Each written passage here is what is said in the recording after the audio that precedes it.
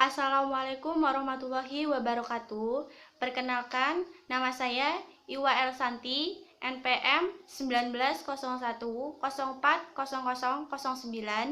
dari jurusan Pendidikan Islam Anak Usia Dini, Fakultas Tarbiyah dan Ilmu Keguruan dari Institut Agama Islam Negeri Metro, akan sedikit berbagi materi mengenai pijat bayi dari mata kuliah Perkembangan Pranata dan Bayi. Pijat biasanya disebut sebagai relaksasi. Relaksasi yang bertujuan untuk melepaskan ketegangan atau stres. Pijat bisa dilakukan oleh semua kalangan dan oleh semua masyarakat, mulai dari bayi sampai yang lansia. Pijat bayi merupakan kegiatan mengurut bagian tubuh bayi untuk melemaskan otot dan memperlancar peredaran darah pada permukaan tubuh.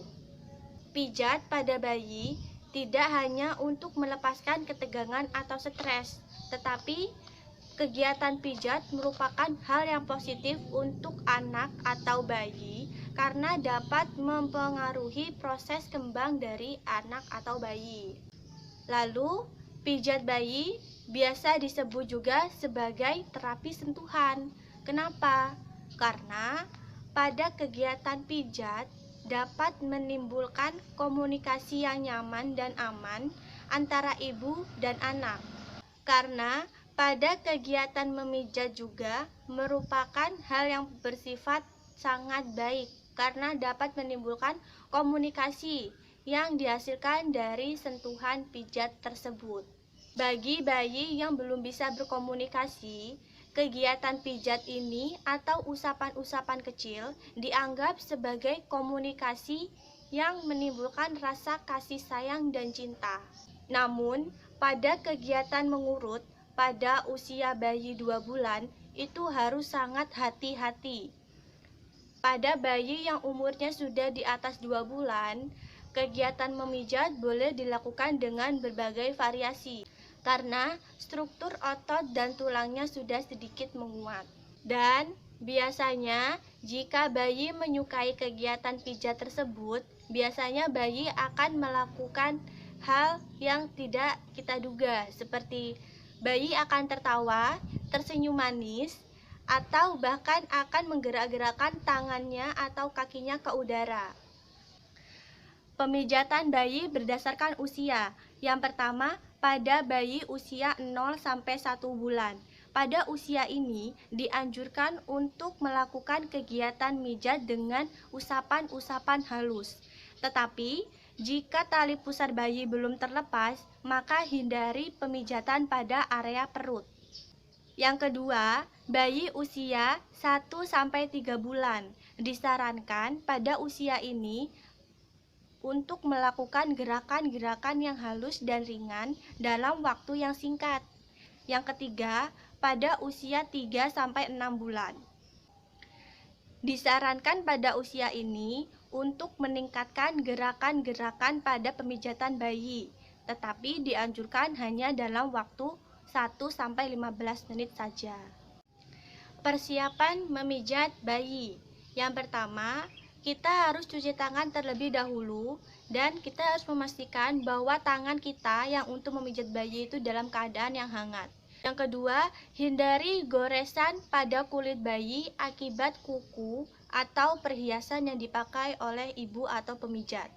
Yang ketiga, kita harus memastikan bahwa ruangan yang akan kita gunakan untuk memijat bayi itu dalam keadaan yang hangat dan tidak pengap. Yang keempat, bayi sudah dalam keadaan makan dalam waktu sebelumnya dan jangan memijat bayi dalam keadaan yang sedang lapar. Yang kelima, ibu dan ayah dapat membagi waktu atau menyediakan waktu pada bayi sebelum memijat atau bisa dikatakan sebagai waktu rileks. Yang keenam, dudukkan bayi dalam keadaan yang nyaman dan aman. Yang ketujuh, baringkan bayi pada tempat yang bersih, yang kering, lembut, dan aman. Yang kedelapan, siapkan handuk, popok, baju ganti, minyak kelapa, minyak zaitun, atau produk-produk yang lainnya saat memijat. Yang kesembilan, yaitu meminta izin kepada bayi sebelum dipijat dengan cara mengusap kepala atau mengusap muka bayi sambil mengajaknya berbicara. Yang kesepuluh, kita bisa menggunakan musik sebagai alat agar bayi tidak merasa takut pada saat dipijat. Dan ayah atau ibu bisa memijat bayi dengan sambil bernyanyi agar anak bisa menjadi lebih rileks. Manfaat pemijatan bayi. Yang pertama, itu adalah dapat memberikan sentuhan kasih sayang kepada si bayi dan dapat mempererat hubungan ikatan batin antara ibu dan anak. Yang kedua, dapat mengurangi rasa kelelahan pada si bayi dan dapat membantu bayi agar bisa tidur dengan nyenyak, lelap, dan pulas. Yang ketiga adalah melancarkan peredaran darah tubuh bayi dan meningkatkan suplai oksigen dan aliran nutrisi di dalam sel-sel tubuh sehingga tetap rileks dan tidak mudah rewel. Yang keempat, ketika bayi sedang batuk, maka dianjurkan untuk dilakukan pemijatan.